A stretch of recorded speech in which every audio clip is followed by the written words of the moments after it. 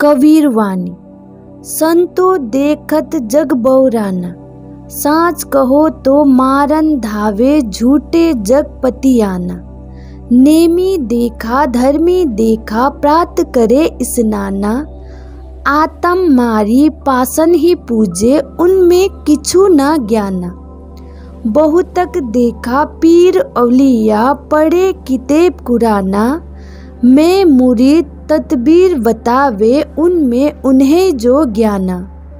आसन मारी डिम्बा धारी बैठे मन में बहुत गुमाना, पीतर पाथर पूजन लगे तीरथ गर्व भुलाना।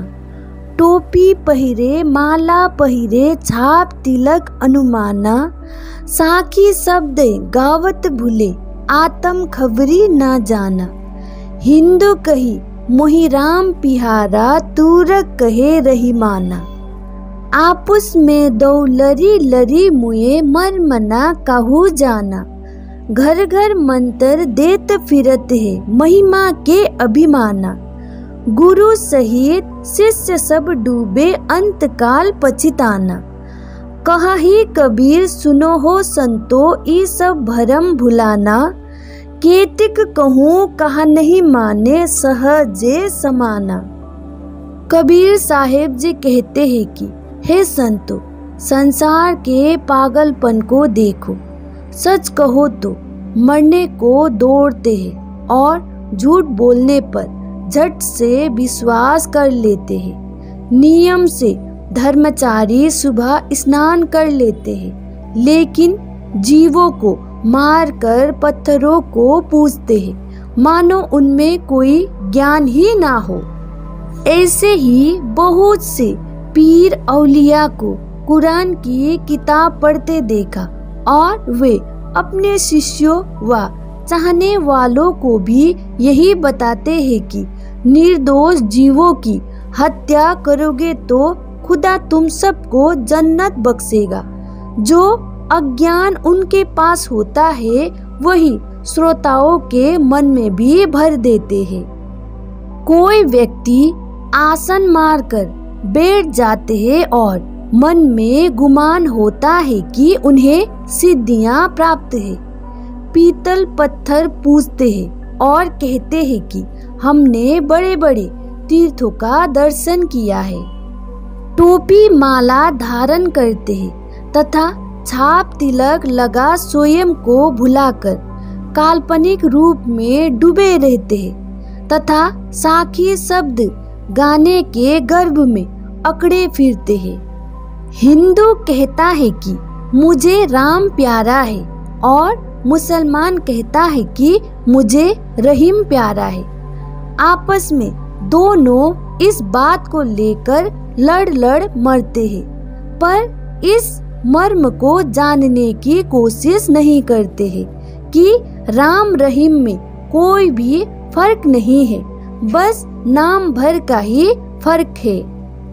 जो घर घर गुरु मंत्र देते फिरते हैं, खुद गुरु विहीन होते हैं, केवल जाति की महिमा के घमंड में डूबकर गुरु बन जाने वाले खुद तो डूबते ही हैं, अपने शिष्य को भी डुबो देते हैं।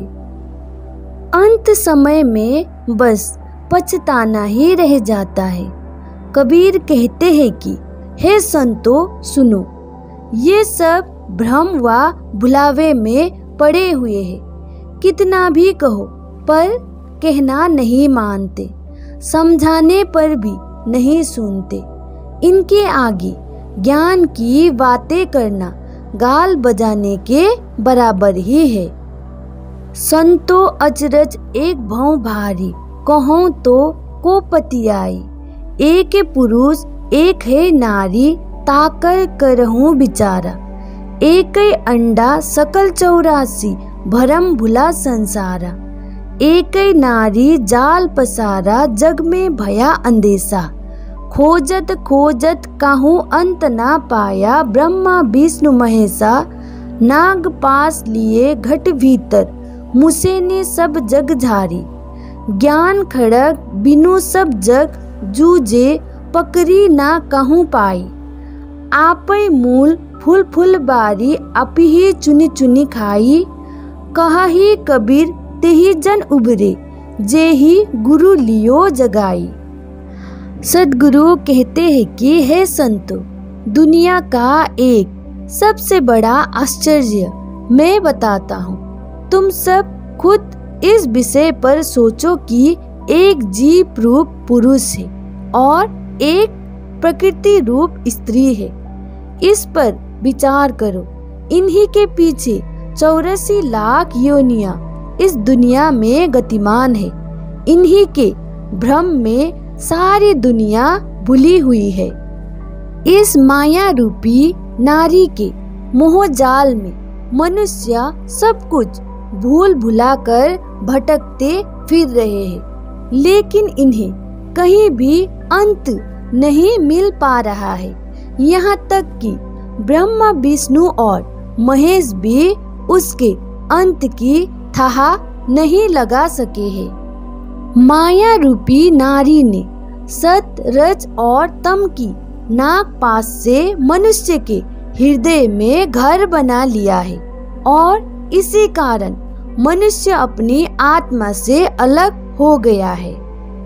बिना ज्ञान की तलवार के सब लोग माया रूपी नारी से लड़ रहे हैं, लेकिन मरना तो दूर उसे कोई पकड़ तक भी नहीं सका है।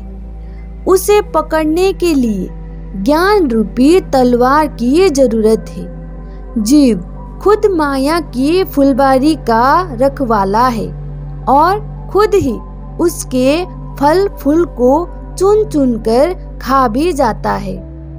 कबीर जी कहते हैं कि इस माया रूपी नारी से वही भक्त उबर सकता है जिसने सद्गुरु को प्रसन्न कर लिया है और उनके सत ज्ञान से अपनी आत्मा को प्रज्वलित कर लिया है।